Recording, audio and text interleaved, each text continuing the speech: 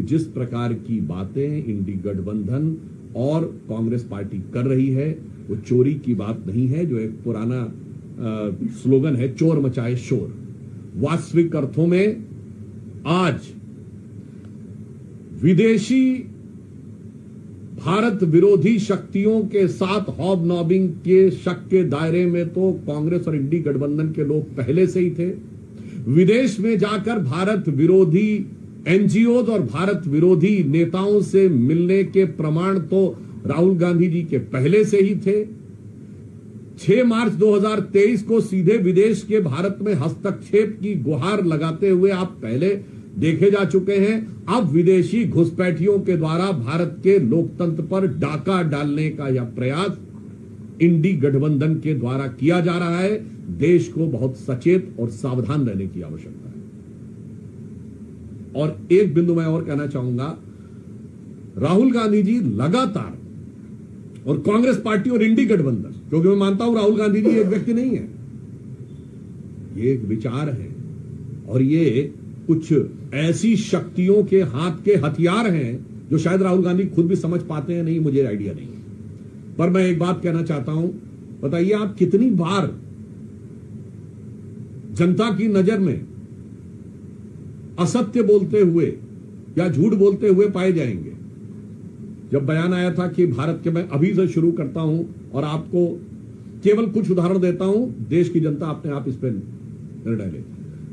अभी भारत के air force chief ने कहा कि हमने 6 विमान गिराए थे। ये क्या बोले थे कि भारत के कितने विमान गिरे? आज साबित हो गया एयरफोर्स चीफ के बाद यह इस मामले में झूठे साबित हुए।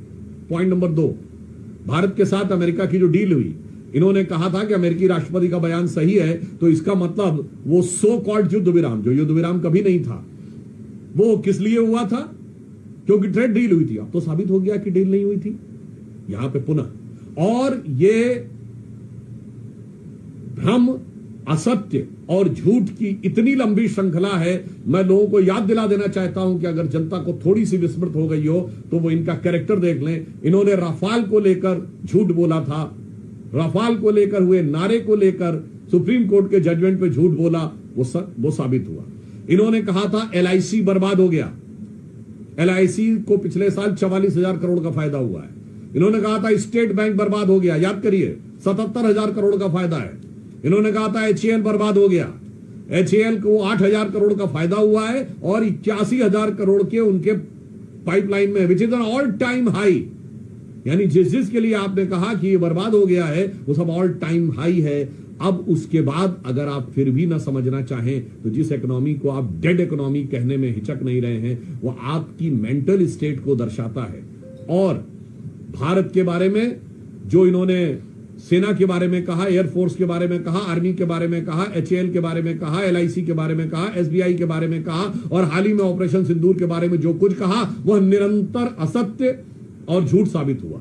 तो मैं एक पंक्ति में कहना चाहूंगा, एक दौर था जब इस देश में महात्मा गांधी ने एक किताब लिखी थी, माई एक्सपेरिमेंट्स विद ट्रुथ, सत्य के साथ मेरे प्रयोग। और आज हम देख रहे हैं उन्हीं के एकमेव स्वयंभू उत्तराधिकारी होने का दावा करने वाले श्री राहुल गांधी जी का असत्य का भयानक रोग।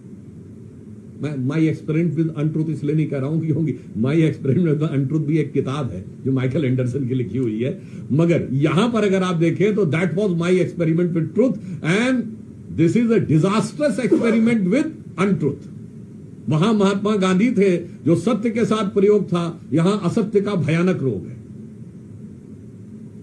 इसलिए हम कांग्रेस पार्टी और इंडी गठबंधन से कहना चाहते हैं कि संवैधानिक दृष्टि से, कानूनी दृष्टि से आपके पास जो रास्ते हैं उसको आप क्यों नहीं अप्लाई कर रहे हैं। और भारत विरोधी भ्रामक दुष्प्रचार के द्वारा अगर भारत में अस्थिरता उत्पन्न करने का प्रयास कर रहे हैं तो भारत की सजग जनता उसे कभी भी सफल नहीं होने देगी।